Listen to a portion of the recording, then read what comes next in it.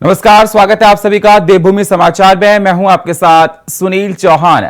धामी सरकार की महत्वपूर्ण कैबिनेट बैठक देहरादून सचिवालय में हुई, जिसमें 3 बिंदुओं पर मंत्रिमंडल द्वारा अपनी मंजूरी दी गई।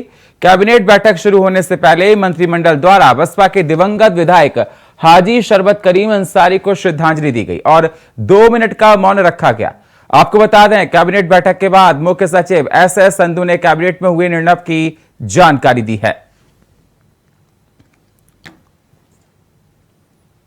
अगला मत ट्रांसपोर्ट डिपार्टमेंट का है। भारत सरकार ने स्क्रैप नीति लागू की हुई है, आपको पता है, जिसमें 15 साल से पुराने सभी व्हीकलों की जो सरकारी हैं खास करके उनकी तो रजिस्ट्रेशन भी ना करने का भारत सरकार ने नोटिफिकेशन कर दिया गया है। और इसमें इसको स्टेट ने भी आज माननीय कैबिनेट ने इसको अप्रूव किया, जिसमें कमर्शियल व्हीकल के ऊपर जो स्क्रैप करा के नया व्हीकल लेगा उसको जो टैक्स देगा, कमर्शियल व्हीकल को 15% की छूट मिलेगी और जो प्राइवेट व्हीकल है उसको 25% और अधिकतम सीमा 50,000 रुपये तक की ये छूट दी जाएगी। भारत सरकार ने एक स्कीम भी लॉन्च की है कि जो प्रदेश ये काम पूरा कर लेंगे उनको 50 करोड़ रुपया सेंट्रल असिस्टेंट के रूप में भी दिया जाएगा। तो जब ये शर्तें हम पूरी कर लेंगे तो भारत सरकार से ये 50 करोड़ रुपया लेने के लिए हम अधिकृत हो जाएंगे। राशित गौवंश के भरण पोषण से संबंधित है, जिसमें आपको पता है कुछ समय पूर्व ये नीति बनाई गई थी। जो ये गौशालाओं में रहती हैं गौवंश वगैरह, इनके लिए पहले 5 रुपये थे, फिर पिछली सरकार ने कुछ समय पूर्व 30 रुपये किए और 1-2 महीने पहले ही इसको 80 रुपये प्रतिदिन किया गया है, जिसमें काफ़ी जितने भी गौशाला वाले लोग हैं, सेवक हैं जो इस काम में लगे हुए हैं, NGOs हैं, उनमें काफ़ी उत्साह आया है और काफ़ी बड़े पैमाने पे अब नई गौशाला भी बननी शुरू हो गई है। हमारा मकसद यही है कि शहरों से जितने भी वो भी निकल जाएं ताकि एक्सीडेंट भी कम हो, ट्रैफिक भी हमारा ठीक तरह चले और गौवंश को भी कोई कठिनाई का सामना ना करना पड़े। अगला मुद्दा जो फॉरेस्ट डिपार्टमेंट से है, बहुत ही इम्पोर्टेंट था। इसमें करीब पिछले 6 महीने से विचार विमर्श चल रहा था। हमारी वन पंचायतें को में बहुत ज़्यादा पोटेंशियल है, लेकिन वो पोटेंशियल नहीं यूज़ हो पा रहा था और रोज़गार को बढ़ावा देने के लिए जितनी जड़ी बूटी, ये आपका जो एरोमेटिक प्लांट्स हैं, मेडिसिनल प्लांट्स हैं, इनको बढ़ावा देने के लिए नगर जो वन पंचायत में बहुत बड़ा स्कोप है, लेकिन अनटैप्ड पोटेंशियल था। तो अब सभी विभागों के साथ विचार विमर्श के बाद आज माननीय कैबिनेट ने इसका निर्णय लिया है कि 11 जिलों में जो पहाड़ी ज़िले हैं उसमें 12,000 करीब वन पंचायतें हैं, 1600 करीब जड़ी बूटियाँ होती हैं। तो इसमें सभी में जड़ी बूटी संग्रहण, पर्यटन और समुदाय आधारित उद्यमों को बढ़ावा देने की योजना स्वीकृत की गई, जिसमें महिलाओं की पार्टिसिपेशन को प्रोत्साहित किया जाएगा। ये 10 वर्ष के लिए योजना चलेगी। 2 फेज़ हैं इसकी। फेज़ 1 23-24 से शुरू होकर 28 तक चलेगी, जिसमें 200 चयनित वन पंचायतों में ये कार्य किया जाएगा। और फेज़ 2 जो है 28-29 से शुरू होके 32-33 तक चलेगी। उसमें 300 और वन पंचायतें ऐड की जाएंगी। ये आप जानते ही हैं कि हमारा पहाड़ी प्रदेश है। एक तो ऊपर जो पानी के स्रोत हैं वो सूख रहे हैं और नीचे बारिश में हमारे 3 महीने इतनी बारिश होती है और सारा पानी नीचे बह जाता है और बाद में हमारे पास पानी की कमी भी रहती है। तो इसमें जगह जगह एक पूरे प्रदेश का मास्टर प्लान बना के चेक डैम हर नदी में, छोटी में, ऊपर से लेकर जहाँ नदी बिल्कुल छोटी सी पैदा होती है वहाँ से लेकर जो स्रोत है, चश्मा है, तो ये स्कीम है स्प्रिंग एंड रिवर रीजुविनेशन अथॉरिटी, सारा नाम की ये अथॉरिटी का जो कैबिनेट ने अप्रूवल दिया। ये अथॉरिटी मेन स्टेट में भी इसका कुछ अंश होगा, लेकिन अधिकतर काम इसका जिलाधिकारी की अध्यक्षता में समिति बनेगी, जिसमें फॉरेस्ट के, इरिगेशन के और बाकी सभी संबंधित विभागों के अधिकारी होंगे। पूरे प्रदेश का मास्टर प्लान बनेगा और हज़ारों की तादाद में चेक डैम बनाए जाएंगे, ताकि बारिश का पानी जो एकदम 3 महीने में हमारे बह जाता है और इतनी तबाही करता है और बाद में 9 महीने हमारे पास पानी की कमी महसूस होती है, ये चेक डैम में पानी रोका जाएगा ताकि उस पानी को हम सारा साल यूज़ कर सकें। जो भारत सरकार की एक स्कीम है कैच द रेन, उसका भी यही उद्देश्य है, तो उसको बढ़ावा देने की ये एक कोशिश है।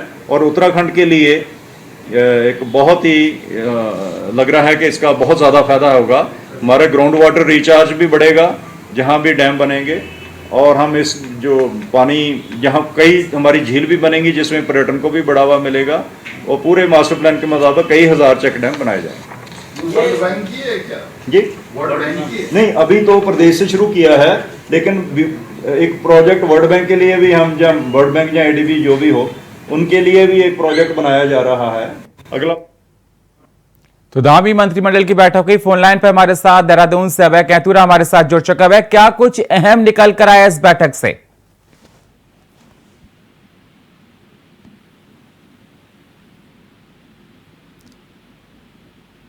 तो आपको बता दें, धामी मंत्रिमंडल की बैठक हुई है, देहरादून सचिवालय में हुई है बैठक। 30 बिंदुओं पर मिली है मंजूरी। मुख्य सचिव ने दी है जानकारी। आपको बता दें 15 बिंदुओं को मंजूरी मिल चुकी है, जिस पर काम किया जाएगा, जिसको लेकर जानकारियां दी गई। तो मुख्य सचिव ने ये सारी जानकारियां दी। मंत्रिमंडल की बैठक हुई जिसमें तमाम अहम प्रस्ताव पर विचार किया गया, उन पर मंथन किया गया। धामी मंत्रिमंडल की बैठक विशेष तौर पर देखी जा रही थी।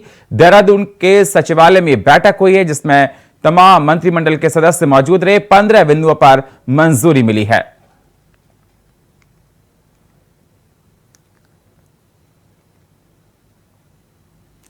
तो आपको बता दें, धामी मंत्रिमंडल की बैठक में 15 बिंदुओं पर मंजूरी मिली है। देहरादून के सचिवालय में बैठक हुई है और तमाम महत्वपूर्ण विषय पर चर्चा की गई, प्रस्तावों पर मोहर लगाई गई है।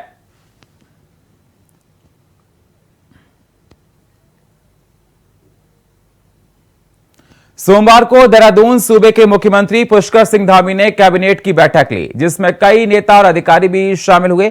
इस बैठक में मुख्यमंत्री ने पहले वहां मौजूद सभी लोगों के साथ 2 मिनट का मौन रखा और विधायक सरवत करीम अंसारी के निधन पर उन्हें श्रद्धांजलि दी। तो बैठक से पहले धामी सरकार की कैबिनेट की बैठक में नेता और अधिकारी शामिल हुए। बैठक से पहले 2 मिनट का मौन रखा गया, विधायक के निधन पर श्रद्धांजलि दी गई।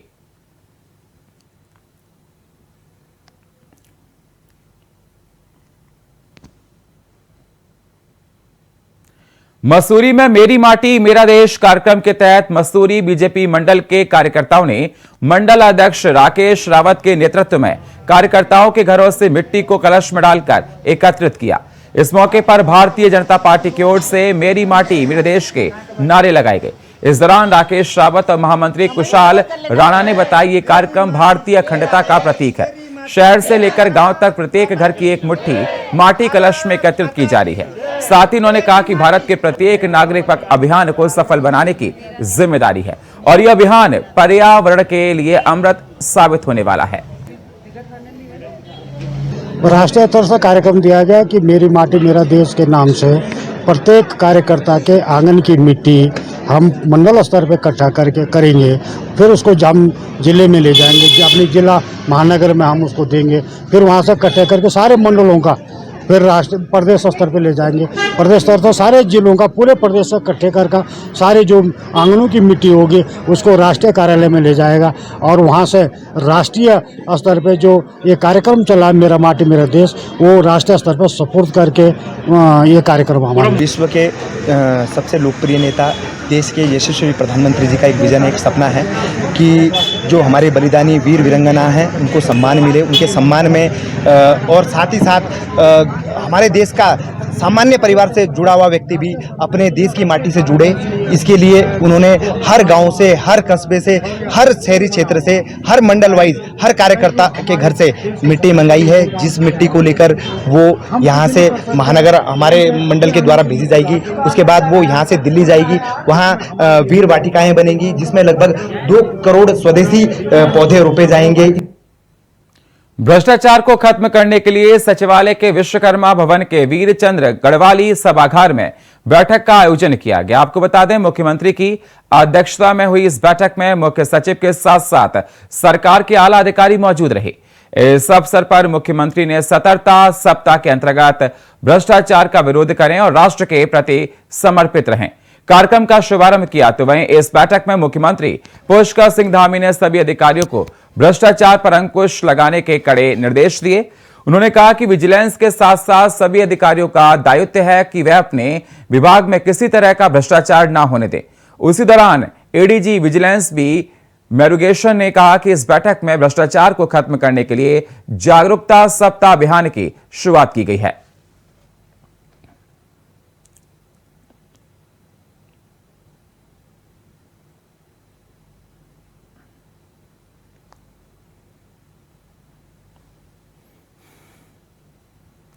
उत्तराखंड में कांग्रेस के प्रत्याशी खुलकर अपनी दावेदारी पेश करते नजर आ रहे हैं। नेता प्रतिपक्ष और बाजपुर सीट से विधायक यशपाल आर्य ने नैनीताल सीट से अपने दावेदारी पेश की है।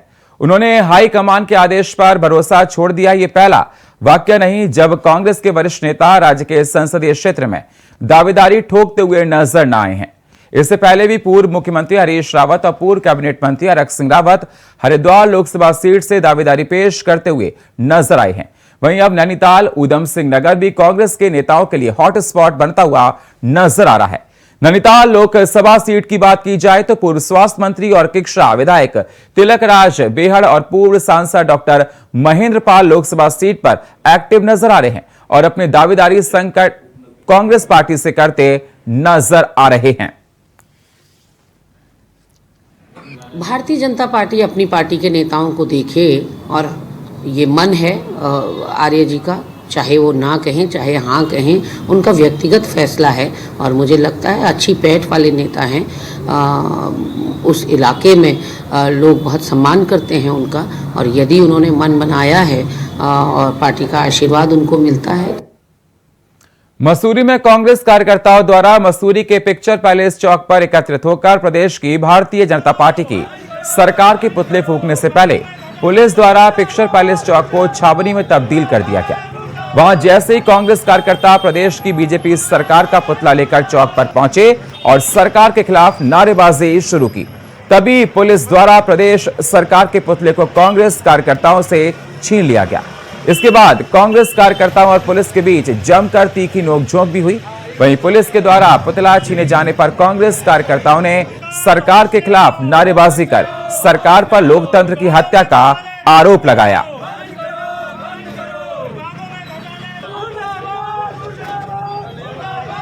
ये भाजपा सरकार किस हद तक गिर सकती है, आज आपने उसका प्रमाण देख लिया है। वो लगातार लोकतंत्र की हत्या कर रही है।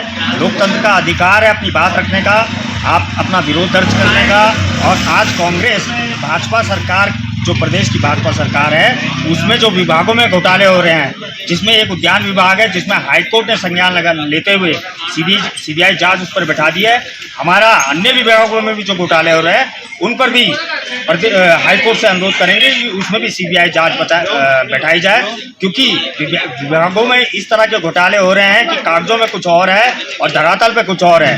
लोकतंत्र की हत्या करने की पूरी तैयारी भाजपा सरकार ने, चाहे वो केंद्र की सरकार हो चाहे वो प्रदेश की सरकार हो, पुलिस के माध्यम से लोकतंत्र की हत्या करने की पूरी साजिश रच ली है। और जैसा आज ये घटनाक्रम यहाँ पर हुआ, ऐसा हमने अपने पूरे 18-20 साल के राजनीतिक जीवन में कभी भी नहीं देखा कि एकमात्र पुतला दहन के लिए पूरी की पूरी पुलिस फोर्स 50 पुलिस वाले सड़क के ऊपर खड़े हैं और जो गलत काम जिसके ऊपर की हाईकोर्ट ने संज्ञान लेकर सीबीआई जांच का जो है सीबीआई जांच के लिए कहा है। जिलाधिकारी सोनिका की अध्यक्षता में देहरादून के ऋषिपर्णा सभागार कलेक्ट्रेट में जन सुनवाई का आयोजन किया गया, जिसमें करीब 120 शिकायतें प्राप्त हुई। इस दौरान अधिकतर शिकायतें भूमि से संबंधित मिली। इसके अतिरिक्त आपसी विवाद, भरण पोषण, समाज कल्याण विभाग की पेंशन, प्रधानमंत्री कृषि सिंचाई योजना, कोविड काल में अधिग्रहित किए गए वाहन का भुगतान करवाने सहित देवी आपदा से क्षतिग्रस्त मकान की मरम्मत कराने आदि शिकायतें प्राप्त हुई। वहीं जिलाधिकारी ने निर्देशित किया कि वरिष्ठ नागरिकों की शिकायतों पर जल्दी संज्ञान लेते हुए कार्रवाई की जाए ताकि किसी को भटकना ना पड़े।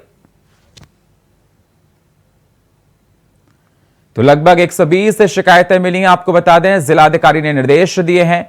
समस्या निस्तारण के लिए ये निर्देश दिए गए। सभागार में जन सुनवाई हुई जिसमें शिकायतों को सुना गया। 120 शिकायतें मिली हैं। लोगों को अलग अलग शिकायतें थी। जिलाधिकारी को ने निर्देश दिए गए कि सभी शिकायतों का निदान किया जाए। समस्या निस्तारण के निर्देश भी दिए गए। जो लोगों की आम समस्याएं हैं वही समस्याएं लेकर आए, जिसको लेकर जिला अधिकारी ने निर्देश दिए हैं कि जल्द से जल्द इन सारी समस्याओं को खत्म किया जाए।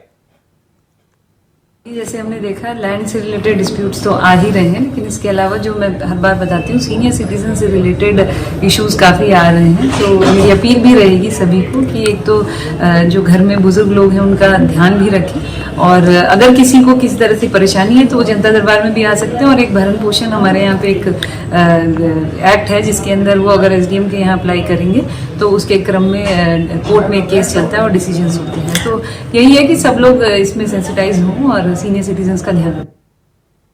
विश्व प्रसिद्ध जिम कॉर्बेट नेशनल पार्क के बिजरानी क्षेत्र में गश्त कर रही वनकर्मियों की टीम को देर शाम बाघ का शव मिला, जिसकी सूचना तुरंत ही कर्मियों द्वारा अपने उच्च अधिकारियों को दी गई, जिसके बाद उच्च अधिकारियों और पार्क के डॉक्टरों की टीम ने मौके पर पहुंचकर जांच शुरू कर दी।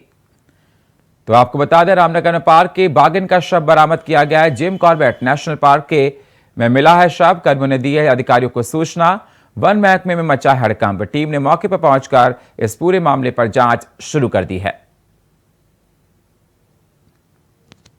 हाथी गश्त की टीम गश्त पर थी तो उन्होंने देखा कि एक टाइगर का शव पड़ा है बिजरानी दक्षिणी बीट में मलानी ब्लॉक में बिजरानी चौड़ में। तो उसके तुरंत बाद उसकी सूचना उच्च अधिकारियों को दी गई और आज दिनांक 29 तारीख को जो NTCA के मानक है उनके आधार पर उसका 2 डॉक्टर्स के पैनल के द्वारा पोस्टमार्टम किया गया और उसके सभी अंग सुरक्षित पाए गए और उसको नियमानुसार अभी उनके सभी अवशेषों को जलाकर नष्ट किया गया। लंबे समय से चल रहे बीमार मंगलौर के विधायक हाजी सरवत करीम अंसारी का निधन हो गया है, जिसको लेकर राष्ट्रनेताओं से लेकर स्वर्गीय विधायक के समर्थकों ने शोक का माहौल है। मुख्यमंत्री पुष्कर सिंह धामी ने भी ट्वीट के जरिए बसपा विधायक के निधन पर शोक जताया, लेकिन कांग्रेस की प्रदेश प्रवक्ता गरिमा दसोनी ने सरकार पर कोई शोक प्रकट न करने का आरोप लगाया है। उन्होंने कहा कि मुख्यमंत्री पुष्कर सिंह धामी की अध्यक्षता में बैठक आयोजित हुई है, ऐसे में सरकार को बैठक रद्द करके स्वर्गीय विधायक की मृत्यु पर दुख जाहिर करना चाहिए था।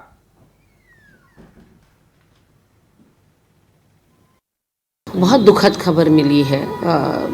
आदरणीय सरबत करीम अंसारी जी लंबे समय से राजनीति के एक मजबूत स्तंभ रहे हैं। उत्तराखंड की राजनीति में एक बड़ा योगदान उनका रहा है, समाज के लिए अतुलनीय कार्य उनका रहा है। ऐसे में विधानसभा के माननीय सदस्य होने के बावजूद और मंगलौर से निर्वाचित विधायक होने के बावजूद आज संवेदना स्वरूप उत्तराखंड सरकार ने जो अपनी कैबिनेट बैठक उनकी प्रस्तावित थी उसको तक स्थगित करना गवारा नहीं समझा। ये बहुत ही दुर्भाग्यपूर्ण तरीका है। एक सम्मानित सदस्य का देहांत हो जाता है और आपके कानों में जू नहीं रेंगती, क्या बीत रही होगी उनके परिजनों के दिलों पर। भ्रष्टाचार को खत्म करने के लिए सचिवालय के विश्वकर्मा भवन के वीर चंद्र गढ़वाली सभागार में बैठक का आयोजन किया गया। आपको बता दें, मुख्यमंत्री की अध्यक्षता में हुई बैठक, तो वहीं मुख्यमंत्री धामी ने सतर्कता जागरूकता सप्ताह अभियान का शुभारंभ किया। इस दौरान मुख्य सचिव SS Sandhu, ACS Radha Raturi, DGP Ashok Kumar सहित सतर्कता विभाग के तमाम अधिकारी गण मौजूद रहे। आपको बता दें, अभियान 30 अक्टूबर से 5 नवंबर तक चलेगा। इस अभियान का मुख्य उद्देश्य है कि भ्रष्टाचार के विरुद्ध जागरूकता लाना है।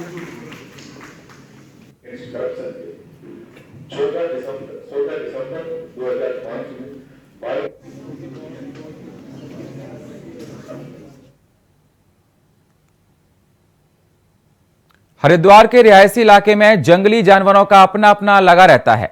हाल ही में हाथियों का एक झुंड कॉलोनी में देखा गया, जहां हाथी गन्ने के खेतों में गानों का आनंद ले रहे हैं, जिसका वीडियो एक स्थानीय निवासी ने बना लिया है। स्थानीय निवासी देवराज शर्मा ने बताया कि आए दिन हाथियों का झुंड कॉलोनी में देखने को मिलता है। वन विभाग को भी इसकी जानकारी है, लेकिन वन विभाग ने कोई कार्रवाई नहीं की है। तो हरिद्वार में गन्ने के खेत में दिखा हाथियों का झुंड, गाने का आनंद लेते दिखे हाथी। हाथियों से परेशान कॉलोनी वासी, वन विभाग की ओर से कोई कार्रवाई नहीं की है।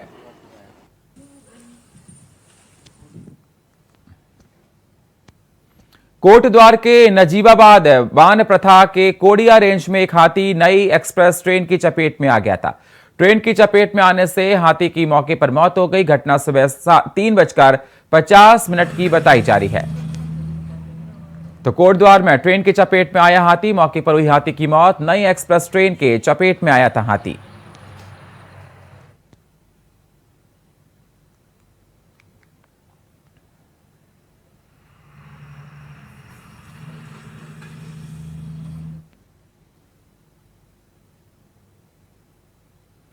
जसपुर कोतवाली क्षेत्र के ब्लॉक में अपनी समस्याओं को लेकर क्षेत्र के सभी पीआरडी जवान इकट्ठा हुए।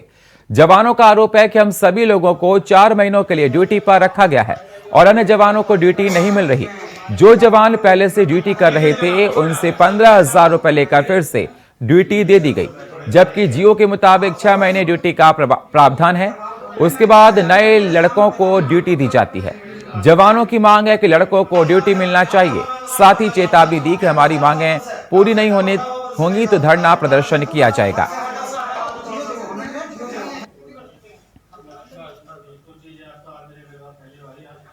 ऐसा है, इनके द्वारा ड्यूटी ना लगाए जाने की बात की जा रही है। बाकी अभी वर्तमान में हमारे यहाँ 28 ड्यूटी आई है थाने में ना, तो उसके सापेक्ष हमने 28 ड्यूटियाँ लगा दी है, लेकिन पीआरडी जवान ज़्यादा है तो सबकी ड्यूटी नहीं लग पाई है। तो इनको आश्वासन दिया जा रहा है कि थोड़ा वेट करो, 2.5 महीने के बाद फिर ड्यूटी चेंज होगी, उसके बाद हम इनकी ड्यूटी जो बचे हुए हैं उनकी लगा देंगे। ऐसे हैं जो 6 महीने से ड्यूटी कर रहे हैं, थोड़ा उनको रेस्ट दिया जाएगा, बाकी जो ड्यूटी नहीं कर रहे उनको ड्यूटी दी जाएगी। मैं बताना चाहूँगा कि जिन की ड्यूटी चेंज होनी होती है, मैंने अभी भी जब से आया हूँ मुझे 4-5 महीने हो गए आए, जिनकी ड्यूटी 6 महीने होगी मैंने उनका लेटर बना करके चेंज के लिए जिले में भेज दिया। अब जिले वालों पे किसने क्या प्रेशर बनाया, वो ड्यूटी जिले से चेंज नहीं हुई, उसमें मेरा वो कोई नहीं है। 6 महीने के बाद मैं ड्यूटी चेंज करने का लेटर बनाता हूँ। मंगलौर से बसपा विधायक सरवत करीम अंसारी का दिल्ली के एक अस्पताल में उपचार के दौरान निधन हो गया। विधायक के निधन की सूचना मिलते ही बसपा कार्यकर्ताओं और कस्बे में शोक की लहर दौड़ गई है। आपको बता दें, सरवत करीम अंसारी मंगलौर विधानसभा से दूसरी बार विधायक बने थे। इससे पहले वह 2012 से 2017 तक भी बसपा के ही टिकट पर मंगलौर विधानसभा से विधायक रह चुके हैं। उत्तराखंड के मुख्यमंत्री पुष्कर सिंह धामी ने भी विधायक सरवत करीम अंसारी की मृत्यु पर शोक जताया है। ये आज सुबह पता चला कि मंगलौर विधायक हाजी सरवत करीम अंसारी का 5-6 बजे इंतकाल हो गया, और ये खबर सुनते ही मंगलौर में दुख का पहाड़ टूट पड़ा, क्योंकि मंगलौर की शख्सियत थी हाजी सरवत करीम अंसारी जी। ठीक है, आज जनता पर राज करने वाले थे, तो लोगों को बहुत बड़ा सदमा है और जो है बहुत दुख हैगा, और इस बात कई दिन तक के इस बात का दुख रहेगा लोगों को। खानदानी लीडर थे, बचपन से लीडरी कर रहे थे, कांग्रेस के भी अध्यक्ष रहे हैं, लगातार एमएलए भी रहे, और शख्सियत ऐसी होने के नाते मुझे तो लगता है कि कैबिनेट के सभी विधायक मंत्री यहाँ आने चाहिए और आएंगे। हमारे मुख्यमंत्री धामी जी भी आ सकते हैं। क्या कायदे की बात तो है, मायावती जी को आना चाहिए। आज उनकी पार्टी के बहुत बड़े स्तंभ का निधन हुआ है, तो मैं समझता हूँ उनको आना चाहिए। नवरात्र दशहरा से शुरू हुए हिंदुओं के त्योहारों को देखते हुए बाजारों में भीड़ जुटनी शुरू हो गई है। इन दिनों ज्वेलर्स, मोबाइल और कपड़ों की दुकानों पर ग्राहकों की भीड़ देखने को मिल रही है। बाजारों में बढ़ती भीड़ को देखते हुए पुलिस ने भी अपनी कमर कस ली है, जिसके लिए सबसे पहले पुलिस कर्मियों की छुट्टियों पर सख्ताई की गई और सड़क पर जाम की स्थिति को रोकने के लिए बाजार में लगने वाली दुकानों को सफेद पट्टी से अंदर ही रहने को कहा गया, तो दूसरी ओर ग्राहकों को उनकी गाड़ियां उचित पार्किंग पर ही पार्क करने की सलाह दी जा रही है। देखिए, त्यौहार को ध्यान में रखते हुए लगभग सभी थानों से मीटिंग भी कर ली गई, उनको ब्रीफ भी कर दिया गया है और एक्स्ट्रा पुलिस बल को भी तैनात कर दिया गया है, क्योंकि त्योहारी सीजन को देखते हुए लोग मार्केटिंग भी बहुत ज़्यादा करते हैं, मार्केट में भीड़ भाड़ भी बहुत ज़्यादा रहती है। और जैसा कि सराफा बाजार आप बता रहे हैं, तो सराफा बाजार पे और ये मोबाइल की जितनी शॉप्स हैं, यहाँ पे भी भीड़ भाड़ काफ़ी देखने को मिल रही है इस समय, तो इनको विशेष ध्यान दिया जा रहा है। डे टाइम में भी ड्यूटी लग रही है और रात में भी हमारी पिकेट्स लग रही हैं, जिससे कि उस एरिया में किसी तरह की कोई घटना न घटित हो। मुहाना क्षेत्र में सड़क निर्माण का कार्य कर रहे श्रमिकों पर बाघ ने हमला बोला है। हमले में श्रमिक गंभीर रूप से घायल हो गया। घायल श्रमिक को उपचार के लिए सरकारी अस्पताल में भर्ती कराया गया। आपको बता दें, श्रमिक नल से पानी भरने के लिए गया था, तभी अचानक बाघ ने उस पर हमला कर दिया। घटना के बाद इलाके में हड़कंप मच गया है। वन विभाग की एसडीओ पूनम कैथोला ने बताया कि कर्मचारी का उपचार चल रहा है और उसकी हालत खतरे से बाहर बताई जा रही है। आज सुबह एक सूचना मिली थी कि मोहान क्षेत्र के पास एक श्रमिक को टाइगर ने घायल किया है, और वो साधारण रूप से घायल किया गया है, जिसको कि अभी सिविल हॉस्पिटल में उसका इलाज भी चल रहा है। और उसमें भी हम अभी वहाँ पर क्षेत्र का निरीक्षण करके जो भी उचित कार्रवाई होगी वहाँ पे कैमरा ट्रैप्स लगाना और गश्त करने आदि की कार्रवाई करेंगे। और फिलहाल देवभूमि समाचार में इतना ही। बाकी खबरों के लिए आप बने रहिए इंडिया वॉइस के साथ। तब तक के लिए नमस्कार।